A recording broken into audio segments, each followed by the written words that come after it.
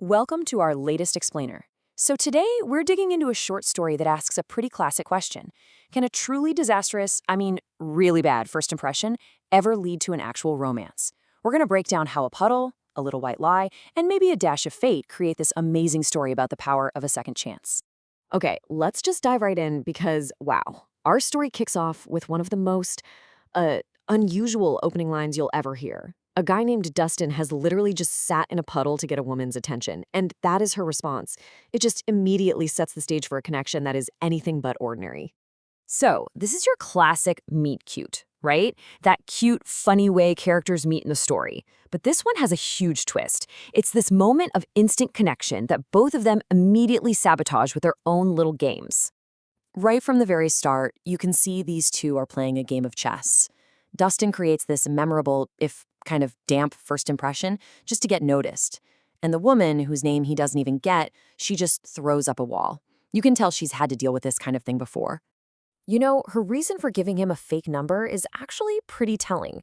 She's just over it, tired of the same old pickup lines. She even says later, it's the same thing every time.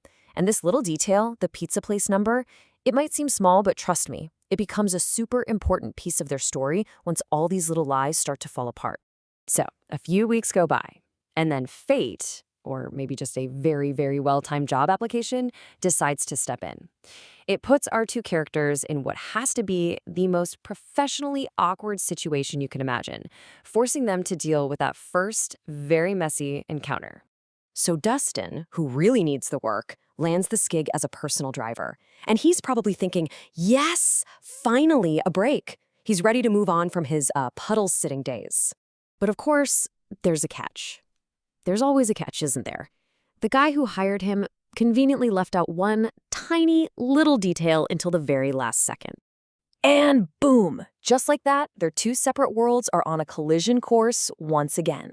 You can call it fate, you can call it a wild coincidence, but this whole setup is just perfect for them to get the one thing they didn't even know they needed: a do-over. And yep, you guessed it, Dustin is now the personal driver for Chloe, the woman from the puddle. This immediately creates this huge power imbalance, right? And a brand new hurdle. He's the employee, she's the boss's daughter. How is that supposed to work? Okay, this moment is it's perfect. Dustin tries to save face with this little lie, about losing her number. But Chloe sees right through it and calls him out, only to turn around and admit her own lie about the pizza place number. In just 1 second, all their defenses are down, and suddenly they're both on totally equal footing again. So with all the lies out on the table, you can feel something starting to shift. Even with how awkward their whole situation is, these small, genuine moments start to break down those professional and emotional walls between them. This right here, this is the first real crack in her tough exterior. Dustin's thoughtful gesture of buying her ice cream kind of goes wrong when it melts everywhere. But instead of being annoyed, she has this really sweet moment and just tells him, I like it with nuts. It's just a tiny, real interaction. And what's really cool is that their connection isn't built on some huge, dramatic event. It's all these little shared moments. The melted ice cream, her actually defending him as a driver to her dad, a random trip to a movie in the rain. Piece by piece, they're building something totally real. But just as things are starting to feel real, bam! We hit the story's major roadblock.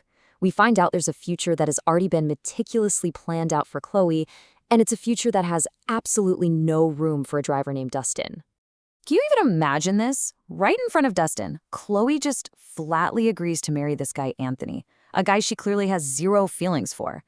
That one line shows you just how much family pressure she's under, and it creates this massive wall between her and Dustin. And this comparison really lays it all out. Chloe is completely trapped between two different worlds. On one side, you've got this arranged future with Anthony, full of stiff, formal plans. And on the other, you have these spontaneous, real moments with Dustin, full of melted ice cream and laughing at movies in the rain. So at this point, Dustin has this realization. He's thinking, our whole whatever this is, it was built on a lie and a bunch of weird coincidences. He gets that if they're going to have a real shot, they need to start over from scratch. So he decides to create a second chance for a truly honest beginning. And his plan isn't to just, send a text. No way. He thoughtfully recreates their entire first meeting, right down to the puddle. But this time, it's not a clumsy accident. It's this huge, grand gesture.